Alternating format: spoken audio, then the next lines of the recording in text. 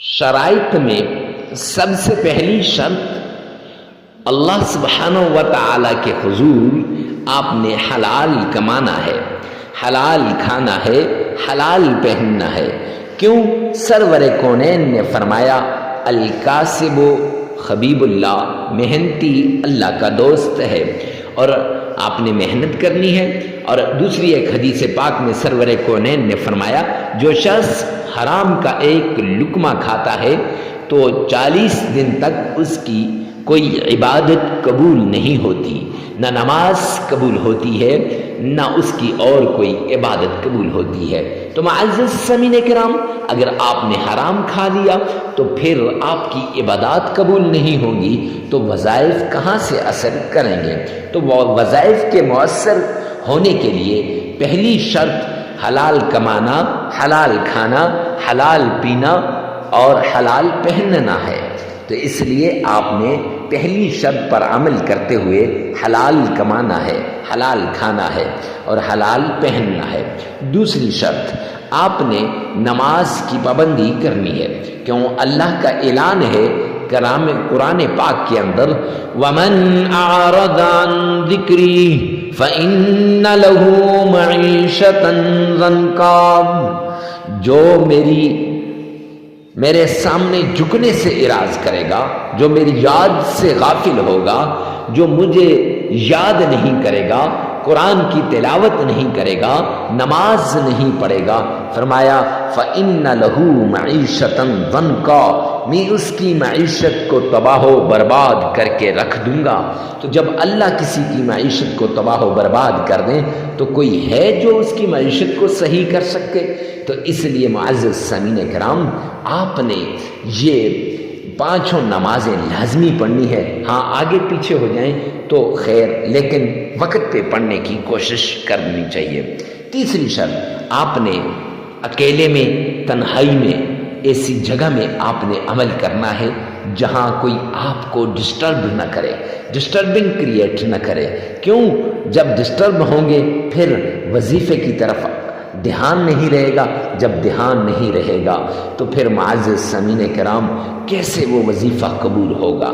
لہٰذا وظیفہ کرتے وقت جس مشکل کے لیے، جس بیماری کے لیے، جس تکلیف کے لیے، جس چیز کے لیے آپ وظیفہ کر رہے ہیں، اس چیز کو، اس بیماری کو، اس مشکل کو، اس تکلیف کو آپ نے سامنے رکھنا ہے اور اس کو ذہن میں رکھ کر پھر آپ نے عمل کرنا ہے۔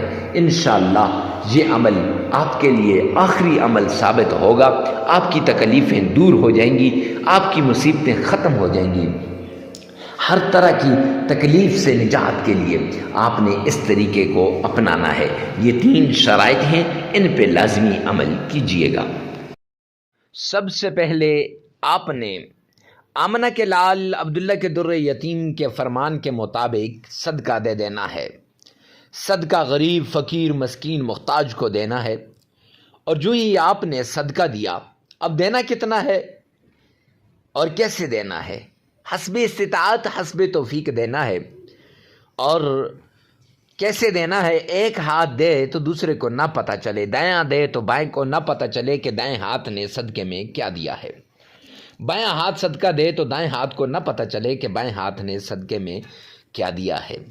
معزز سامعین کرام، صدقہ دینے کے بعد آمنہ کے لال عبداللہ کے در یتیم جناب نبی کریم صلی اللہ علیہ وآلہ وسلم کی شان میں پیار سے، محبت سے، عشق کے ساتھ، ذوق اور شوق کے ساتھ درود پاک پڑھیے گا۔ اور یہ درود پاک اتنی عقیدت کے ساتھ ہونا چاہیے، اتنی محبت کے ساتھ ہونا چاہیے، اتنے پیار کے ساتھ ہونا چاہیے، گویا آپ روضہ رسول کے بالکل سامنے کھڑے ہیں، یا آپ نے آمنہ کے لال کے روزے کی جالیوں کو تھام رکھا ہے۔ یوں عقیدت کے ساتھ، یوں عشق کے ساتھ، محبت کے ساتھ پڑھیے گا۔ معزز سامعین کرام، جتنا عشق ہوگا، جتنی محبت ہوگی، جتنی چاہت ہوگی، اتنی ہی پیار اور محبت سے یہ وظیفہ اثر کرے گا، یہ درود پاک اثر کرے گا، آپ کی ہر پریشانی کو دور کرے گا۔ اب درود پاک پڑھنا کتنی بار ہے، کون سا درود پاک پڑھنا ہے اور کیسے پڑھنا ہے؟ تو سب سے پہلے کتنی بار پڑھنا ہے؟ 3 بار آپ نے درود پاک پڑھنا ہے، 3 بار آپ نے درود پاک پڑھنا ہے۔ اور کیوں؟ اس لیے کہ جامع ترمذی جلد دوم کی روایت ہے، سرور کونین تاجدار مدینہ نے فرمایا جو شخص 3 مرتبہ درود پاک پڑھتا ہے وہ اللہ سبحانہ و تعالیٰ کی ذمہ داری میں آ جاتا ہے۔ جو اللہ سبحانہ و تعالیٰ کی ذمہ داری میں آ جائے اس کا ہر کام میرا رب خود کرتا ہے، اللہ سبحانہ و تعالیٰ اس کے ہر کام کر دیتے ہیں۔ اور ایک روایت میں آتا ہے کہ اس کے ہاتھ بن جاتے ہیں جس ہاتھوں سے وہ کبھی برائی نہیں کرتا، پاؤں بن جاتے ہیں جس سے وہ نیکیوں کی طرف چل کے جاتا ہے تاکہ کوئی برائی نہ کرے یہ بندہ، یعنی اللہ رب العزت اس کی ہر مشکل کو دور کر دیتے ہیں۔ خیر، اب 3 مرتبہ پڑھنا ہے۔ کون سا پڑھنا ہے؟ درود ابراہیمی پڑھنا ہے۔ اور کیسے پڑھنا ہے؟ آئیے میرے ساتھ مل کے ایک بار بآواز بلند پڑھیے گا۔ اللہم صلی علی محمد وعلی آل محمد کما صلیت علی ابراہیم وعلى آل إبراهيم إنك حميد مجيد اللهم بارك على محمد وعلى آل محمد كما باركت على إبراهيم وعلى آل إبراهيم إنك حميد مجيد۔ 3 بار عقیدت کے ساتھ درود پاک پڑھیے گا۔ اگر آپ کا تلفظ ٹھیک نہیں ہے تو اسی ویڈیو میں سے 3 مرتبہ پیچھے کر کے سن لیں اور 1 مرتبہ اپنی زبان سے درود پاک کو ادا کر لیں۔ اس کے بعد اللہ کے عرش کو ہلا دینے والی آیت، اللہ کے عرش کو جھنجھوڑنے والی آیت، وہ آیت کون سی ہے جو تقدیروں کو بدلتی ہے، نصیبوں کو بدلتی ہے، نصیبوں کے بند تالوں کو کھولتی ہے اور نصیب کے سارے نصیبوں کو وہ بدل دیتی ہے؟ وہ آیت ہے قرآن پاک کی وہ صورت جسے عروس القرآن کہا جاتا ہے، قرآن پاک کی دلہن کہا جاتا ہے، اور جس کو قرآن پاک کے اندر وہ فوقیت، وہ عظمت، وہ رفعت، وہ شان حاصل ہے جو کسی اور صورت کو نہیں۔ وہ کون سی ہے؟ وہ سورہ رحمان ہے، جس کی تلاوت اللہ سبحانہ وتعالیٰ خود فرماتے ہیں۔ وہ سورہ رحمان، اس کی ایک آیت ہے فَبِأَيِّ آلَاءِ رَبِّكُمَا تُكَذِّبَانِ۔ یہ آیت آپ نے معزز سامعین کرام 313 مرتبہ پڑھ لینی ہے۔